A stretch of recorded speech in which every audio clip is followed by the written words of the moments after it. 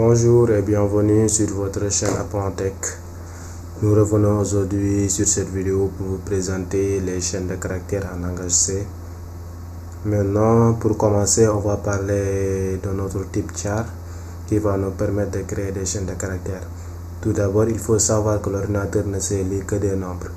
Maintenant, le type char permet de stocker des nombres entre moins 128 et 127.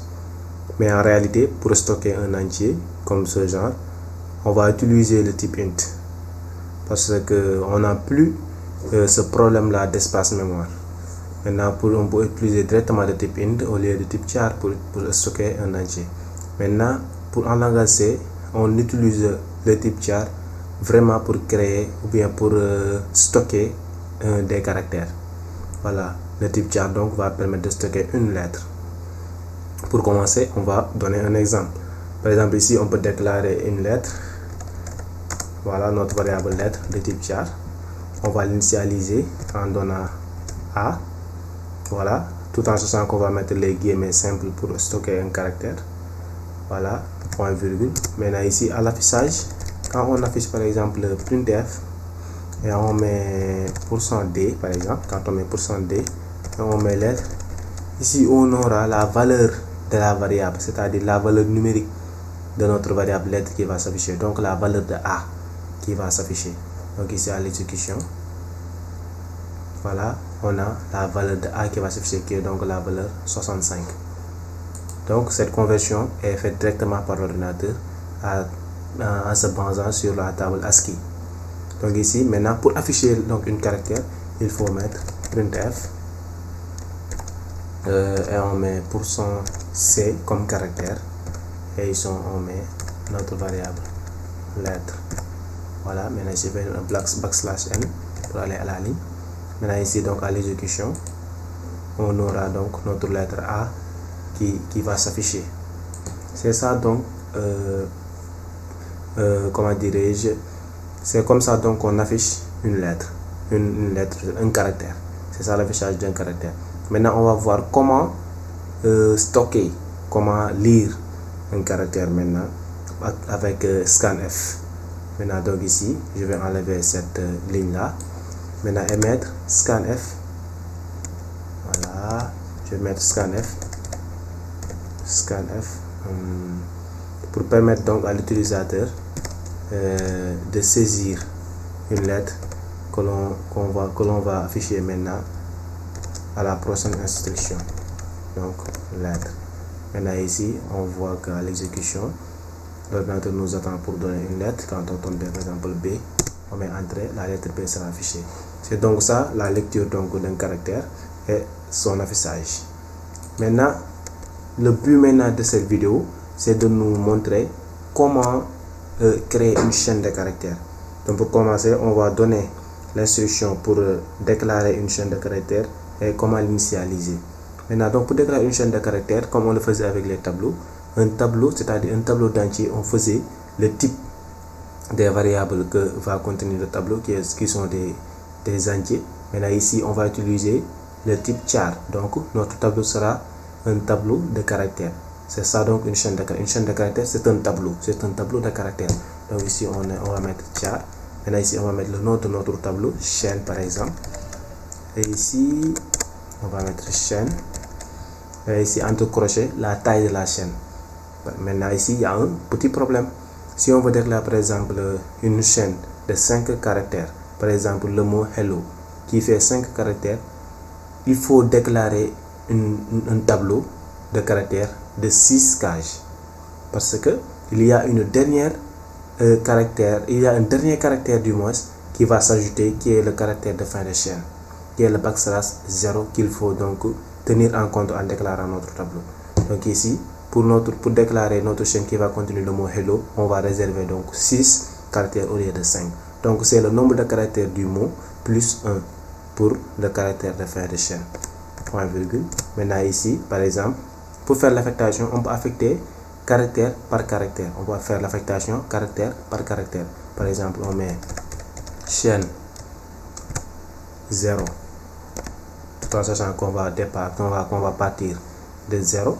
Donc ça c'est 0, on met le caractère H, point virgule. Voilà, ici c'est chaîne. Voilà, ici c'est chaîne. Exactement. Maintenant ici en bas on met chaîne 1.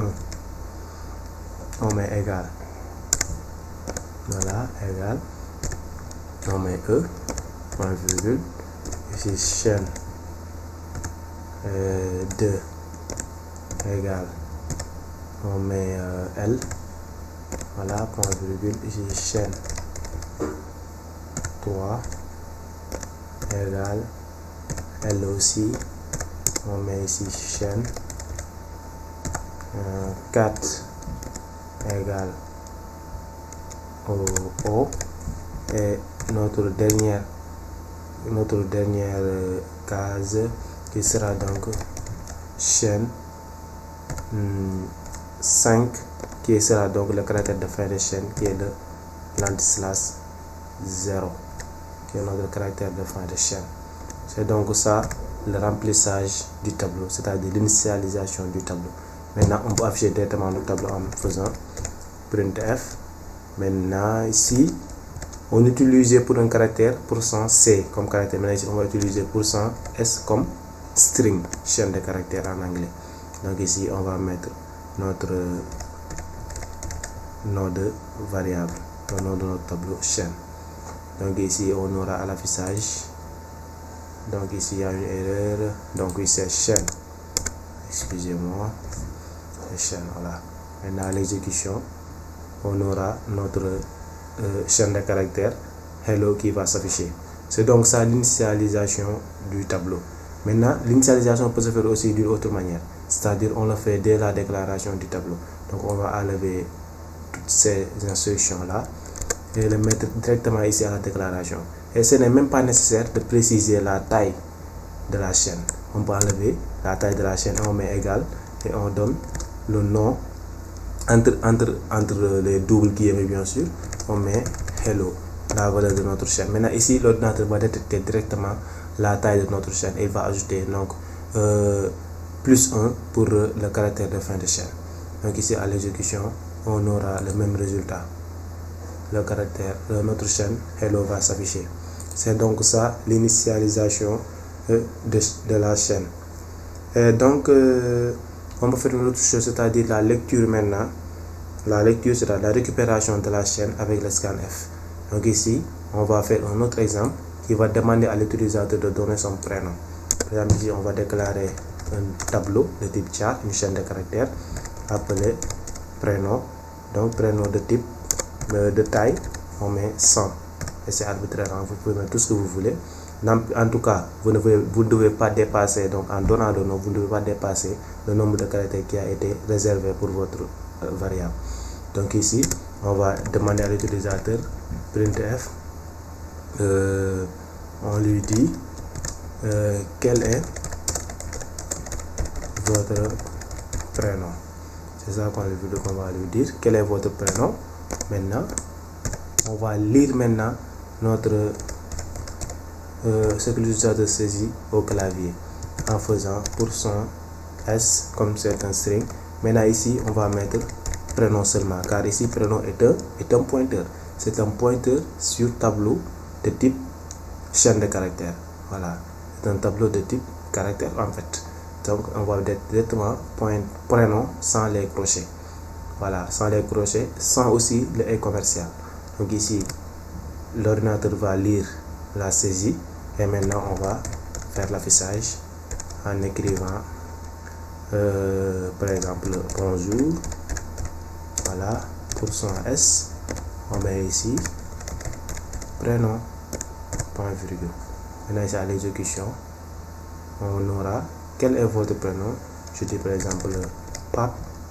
Voilà, et l'ordinateur me dit bonjour Pape. C'est donc ça la lecture d'une chaîne de caractères par scanf. C'était donc ça pour ce tutoriel. Nous vous remercions et vous donnons rendez-vous à la prochaine vidéo qui sera donc basée, qui va parler de comment créer notre propre type de variable avec le langage C en utilisant les structures bien sûr. Donc je vous demande vraiment de vous abonner et d'activer les notifications pour être au courant des prochaines vidéos. Merci et à la prochaine fois.